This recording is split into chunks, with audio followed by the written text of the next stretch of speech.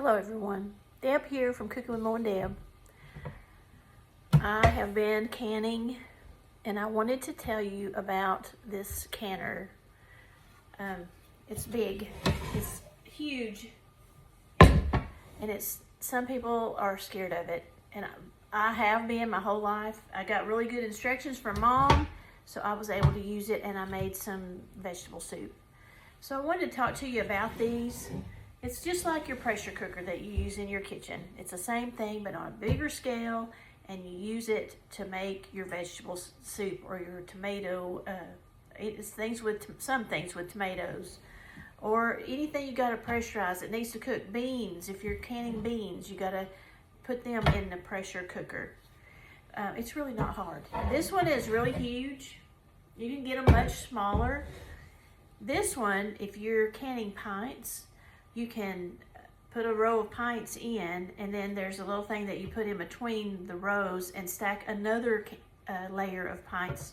So you can do, I guess, 14 or more pints in one canner. So if you're doing a lot of canning, this is the one. I don't need one this big. Mine died last year, so I think it died from not being used enough because I've always been too afraid to use it. I use a little, but not a whole lot. I'm gonna get another one, but it's not gonna be this big.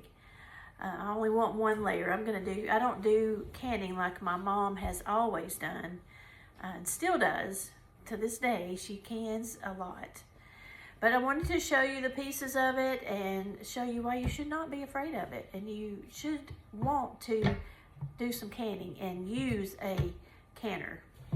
So, you got a lid, and your lid is pretty massive. It has this rubber piece right here. You should take it out and clean it, and eventually you may have to replace it. But it is important because this keeps the steam inside the cooker so that it will steam your food. You don't want the steam escaping outside the lid. On the top of this one is this red button. When you have the lid on it, when it starts cooking, this button pops up, and it will not let you take the lid off until it cools down and the lid goes back, the red dot goes back down. It's a safety measure, so there's a good reason not to be scared of it. This piece is for what we used to call the jiggler. This one is weighted, and this is for a 10-pound cooking. They come with different weights. This particular one comes with different weights. Mom always uses a 10-pound, so that's what I used.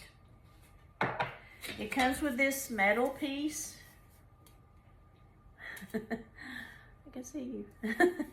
That you're going to put into the bottom. And what this does is it serves as something to keep your cans from sitting on the bottom of the pan very close to the eye as it cooks.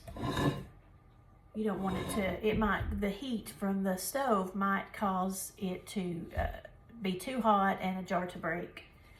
So when you're ready to can, you're going to put about 2 quarts of water into your canner. You're going to put your lid on. It only goes on one way. If it doesn't go on, you just got to keep trying till you find the right place.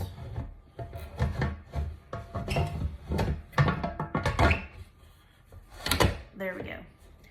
Then you put it on the eye of your stove, and you let it cook until it heats up. Steam will come out of this, and when that happens, it's time to put the jiggler on, just like that. It'll still continue to jiggle for however long you're cooking. It won't jiggle constantly. It'll make a noise, like release a little bit of steam, and then it'll stop. Release a little, stop.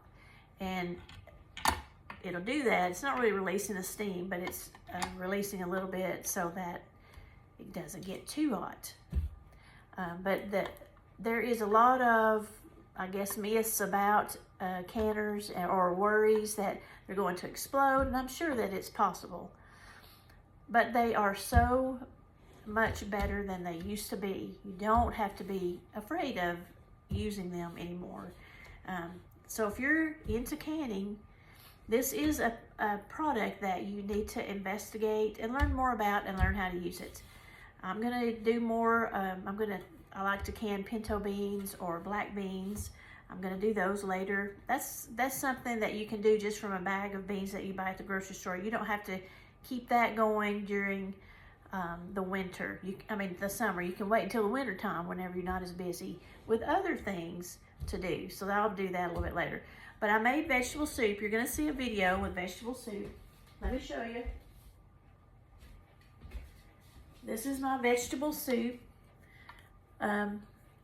Really easy, but this does have to be cooked in a pressure cooker because it's got potatoes in it, it's got frozen vegetables in it, or fresh, whatever you have.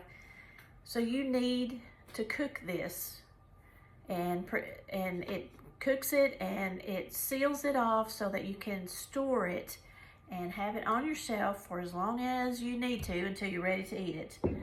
But that is what a canner does. The pressure, it's like a pressure cooker, does the exact same things, but with canning items. So, hope y'all having a great day, and we'll see you again soon.